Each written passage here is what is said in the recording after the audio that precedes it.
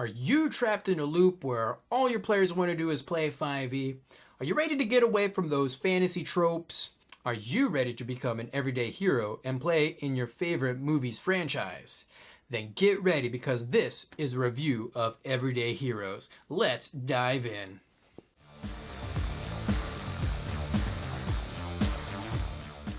So here we have the Everyday Heroes core rulebook. This is by D. Todd Scott, Siegfried Trent, Chris Ramsley with Jeff Grubb. Published in 2022 by Evil Genius Games. Not to be confused with Evil Hat Games, by the way. So let's read what's on the back cover. Get into the action. From the excitement of blockbuster action films to the combat options and tactical gear of first-person shooters, adventures in contemporary settings offer a wide range of opportunities and challenges. The Everyday Heroes Roleplaying Game provides everything you need to run a modern-day campaign, be that car chases, computer hacking, radiation hazards, or just lots of guns. Along with flexible rules to create characters from hard-bitten soldiers to genius inventors and masterminds, these rules open the doors to playing through nearly any present-day plotline. This complete core rulebook for both Gamemasters and Players brings the ease of the 5th edition of the world's most popular role-playing game into the modern era. And boy, does it ever. So let's crack this book open and see what's all inside. This book has 3 clear sections, one for the heroes, which involves character creation and equipment, one for the game rules, and then one for the game master, which includes toolboxes and how-to guides. I do want to point something out about the introduction. Well, not necessarily the introduction, but to anyone who is greatly familiar with 5e, if you should pick this up, in the very back of the book, on page 441, there is an appendix for all the changes that were made from the 5th edition to this game. It's definitely worth taking a look at or even referencing as you play the game, because there are some differences. If you are familiar with Dungeons & Dragons 5th edition, then much of the process of creating a hero should be familiar, but there are a few key differences. First, there are no races or species. Instead, you get a background, which is a significant element of your character's past. Here you'll get an ability score increase, language, proficiencies, iconic equipment, and possibly a special feature. Second, it's the level cap. It's capped at 10 and for good reason. Most groups usually only play to about this level anyways. Third, you get an archetype and a class. On the surface level, this may seem like a class and a subclass, but there are some significant differences, which we'll see in a little bit. So what goes all into creating a character? Well, first you're going to create a character concept. Make sure it's good because this will determine how you go about approaching this process. Then you're going to choose a background. You'll choose a profession. You're going to determine what your ability scores are, as well as their modifiers. You'll select an archetype and a class, and then you're going to put on the finishing touches such as equipment and HP. Given all of that, I would say that this game is medium complexity, and only because there are a lot of options. If you have a strong character concept in mind, then the process is a little bit easier. But if you're like me, who didn't really have a concept in mind, then working backwards, starting with archetypes and class, may be the best option for you. So let's start with the backgrounds. There are 23 backgrounds in the book. You have things like the activist, the art lover, bookworm, caregiver, cosmopolitan, gamer, immigrant, juvenile delinquent, LARPer, military tradition, misfit, on the run, ordinary, orphan, person of mystery, poor family, raised by assassins, religious tradition, rural family, social butterfly, student athlete, subsistence, survivor, technophile, and wealthy family. Each of the backgrounds give you an ability score increase, some skill proficiencies, and a special feature, although not all of them will give you a special feature. There is an option for creating your own backgrounds, which is actually really cool. Just give yourselves a +1 to a single ability score, one skill or equipment proficiency, iconic equipment that inspires you, and a feature that is helpful in a limited situation. And then we have professions. The profession is essentially your character's day job. It grants an ability score increase, skill proficiencies, iconic equipment, wealth level, and a special feature. I really do like they also give you some sample careers that go into that specific profession.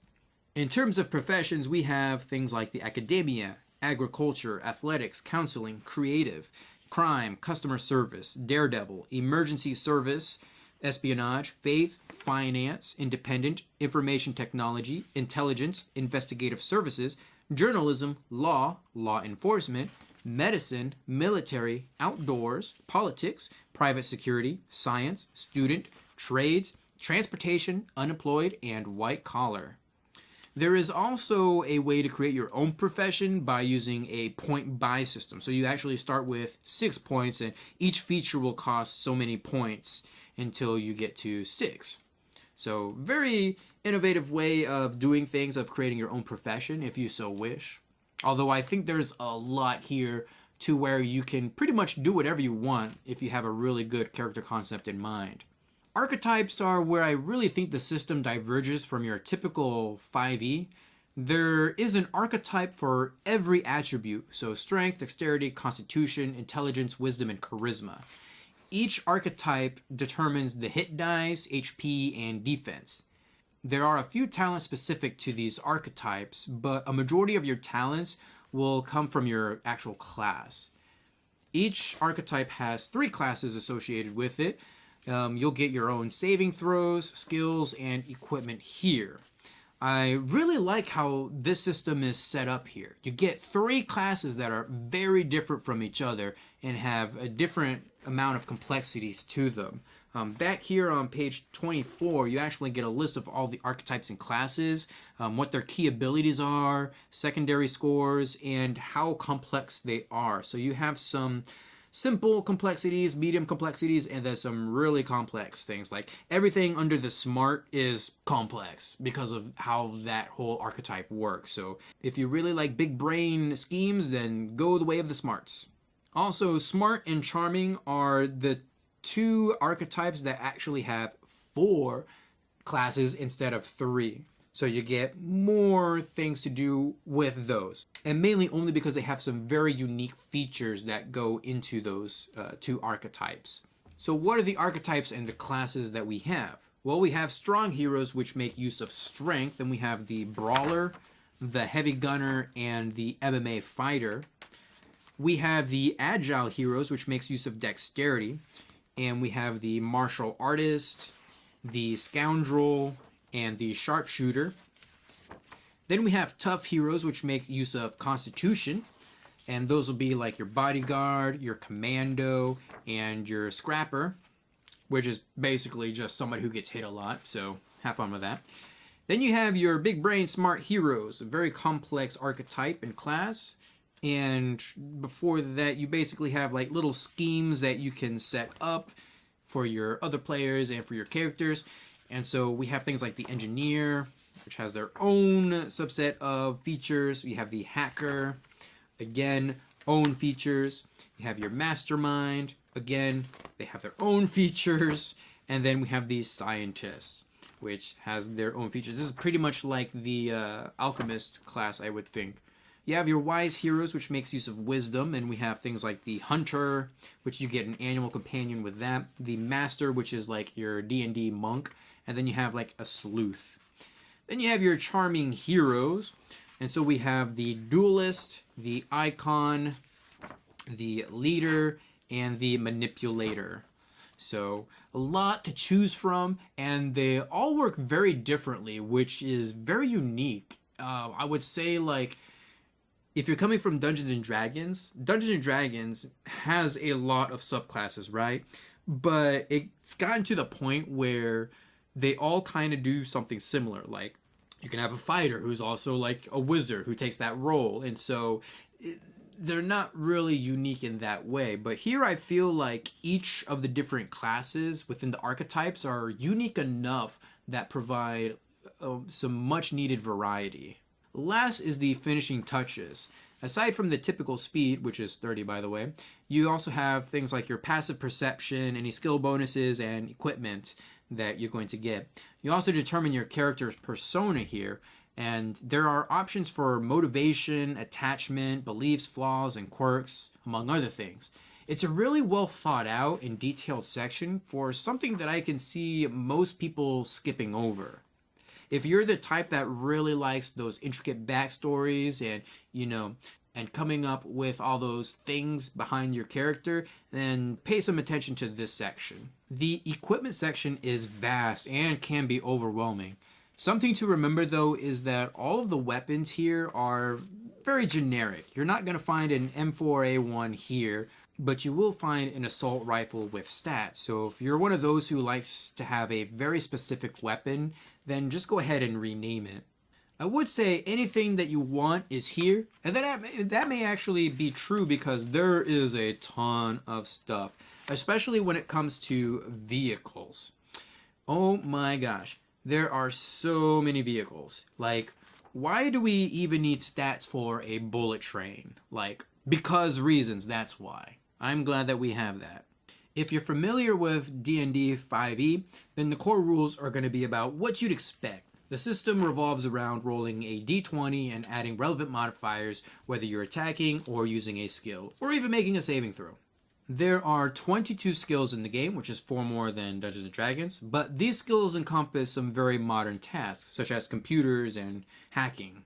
So we have access to acrobatics, arts and crafts, athletics, computers, deception, endurance, insight, intimidation, investigation, mechanics, medicine, natural sciences, perception, performance, persuasion, security, sleight of hand, social sciences, stealth, streetwise, survival, and vehicles. Combat is the same as D&D, but expanded to make use of more modern tactics. For example, bracing during a chase or reloading a weapon. Initiative is determined by rolling a d20 and adding the initiative modifier, or your dex mod. You have movement, which can be broken up during your turn, so you can attack something and move, or you could move, attack, and then move. But I think for a lot of players, or at least for a lot of the classes and archetypes, you're probably going to be using some sort of a ranged weapon. If you want to hit something, you're going to roll a d20 with applicable modifiers, and if you meet or surpass the opponent's defense, you hit. Rolled weapons damage, and again, add any modifiers that apply, and that's pretty much it in a nutshell. Something I didn't mention before is how armor factors into damage. If you're wearing armor, it will have an armor value. If you take a hit, you can potentially make an armor saving throw. And if you succeed, you don't take any damage, but the armor does, meaning you'll roll an armor save at disadvantage next time. So it's kind of like a freebie, like you don't get hit that first time, but you may potentially get hit the next time you're asked to make that saving throw. So I really like that system, and it gives you that buffer without being too much of a buffer, if that makes any sense. Because you're most likely working with modern weapons, you're also going to have to worry about line of fire and range attacks in combat. So basically, if your line of sight goes through a friendly that could potentially get hit, you're going to have to roll for that as well. Or rather, your opponent or whoever you're shooting at, your target's going to get half cover for that. Of course, you're probably just waiting for that natural one, and then you can say, oh, you shot your friendly in the back of the head. The miscellaneous rules has everything else that you may potentially need to know, such as mounts, companions, falling, suffocating, dehydration, starvation, and breaking objects. If you like traps, there's a section on creating traps with some samples thrown in there for good measure. And that's actually really nice because I know that traps don't really get a whole lot of attention in base D&D. I mean, I have like a supplement of just a book that is about traps, and that's pretty much what I would use.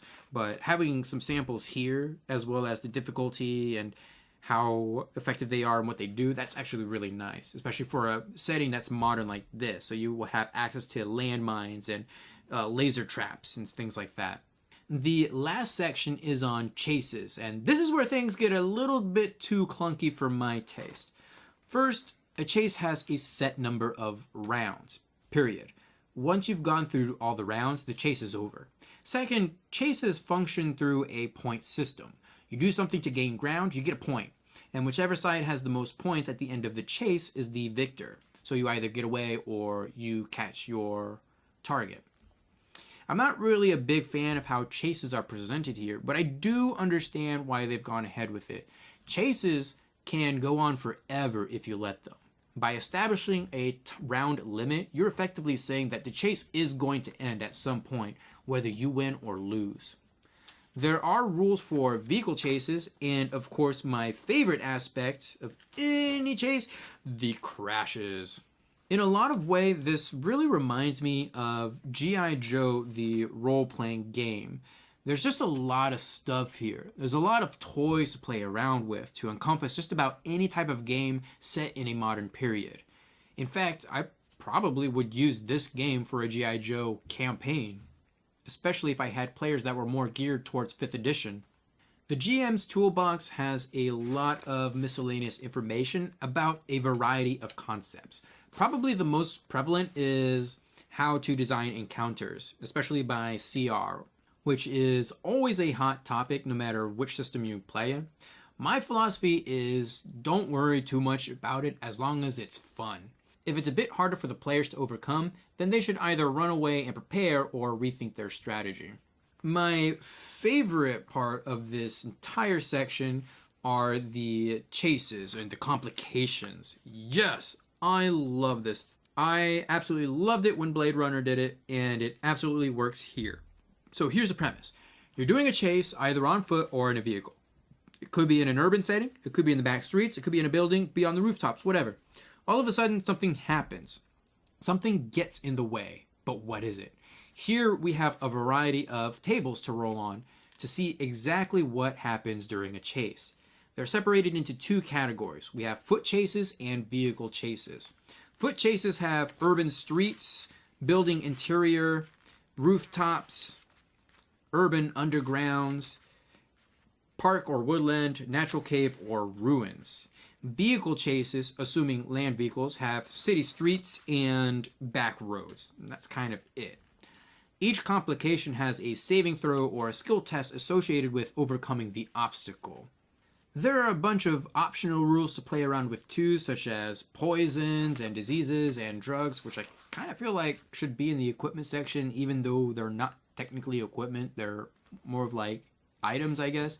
If you're like me and you like injuries in your games, then there's a way to implement that here as well. Although I will admit, the way the book describes getting these injuries would make them a very common occurrence. So for example, you can get an injury when a critical hit is dealt to you, when you're bloodied, which means you're at half or below HP, when you're at 0 HP, or to avert death. And there's a little chart here for short-term injuries and then long-term injuries, as well as their effect and the recovery time. The last chapter in this section is the quote-unquote monster manual, a list of NPCs to pull into your game. P.S. This game doesn't assume any one genre, so you're going to be getting a lot to choose from here. I mean, take a look. I'm flipping through pages, and these are all the NPCs you get to choose from. Boom.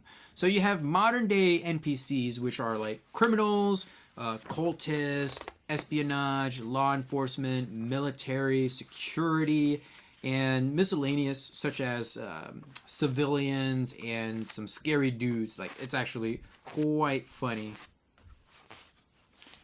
that we get access to like a Jason/Freddy Krueger here. We also have like a mad scientist or the ultimate badass. I mean, that's totally not Leon S. Kennedy.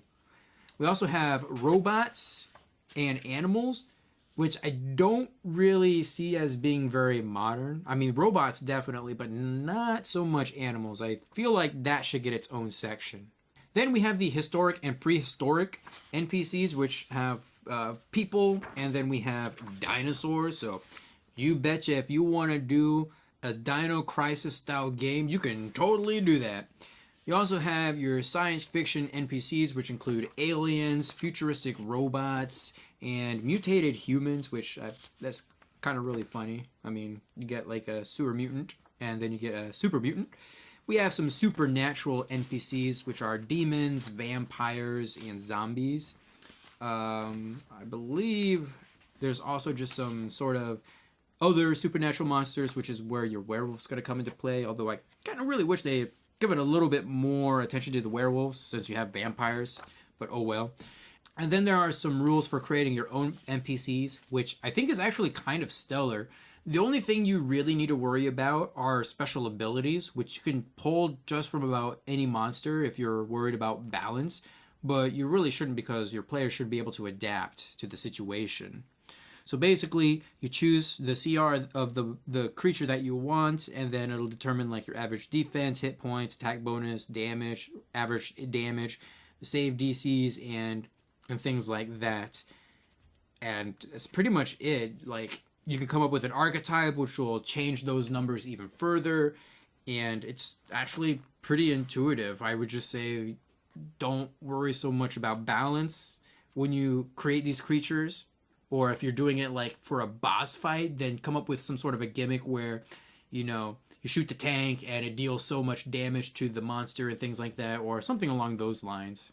You've probably noticed that the art is kind of a mixed bag, and that's not necessarily bad. I'm not about to bash anyone who can do a heck of a lot more than I can do. I'm still working on drawing cubes and spheres at this point. But because there are a few artists and they all have different styles, it's not very consistent.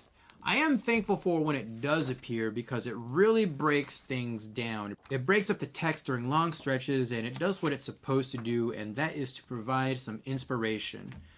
I mean, I got the inspiration for my character creation video based on this dude riding a motorcycle. The headings and the subheadings are very clear. It has a very clear 5e layout while creating its own identity. And I think that's because this book is very colorful, which makes it a bit easier to read. And what I mean by that is that when a book is monotone, like Vaesen, for example, it's all monotone. There's very little color to it aside from the illustrations. It just puts me to sleep, honestly. But here, everything is so colorful, it's very action oriented, and it's really good to look at. It really draws your eye. It could be distracting, I suppose, but it is much appreciated whenever they've actually included it. Oh boy, where to begin? There's just a lot of stuff packed in here.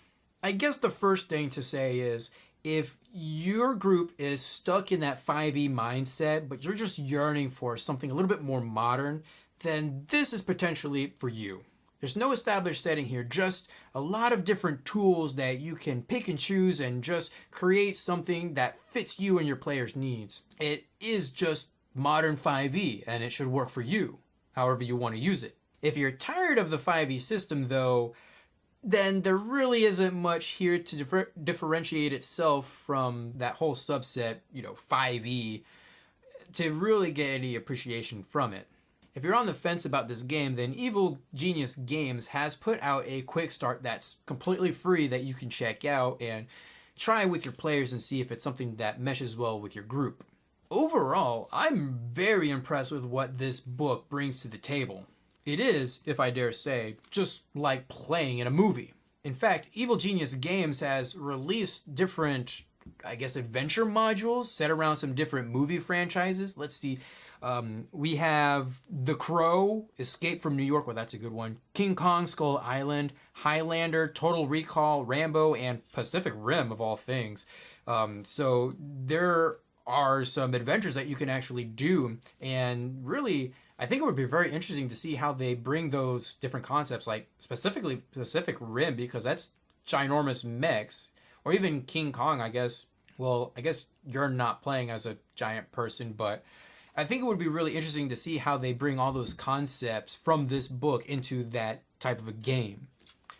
Anyways, that's going to do it for this video. Feel free to leave a comment down below. Give this video a huge thumbs up to support the series, and I will see you guys in the next video.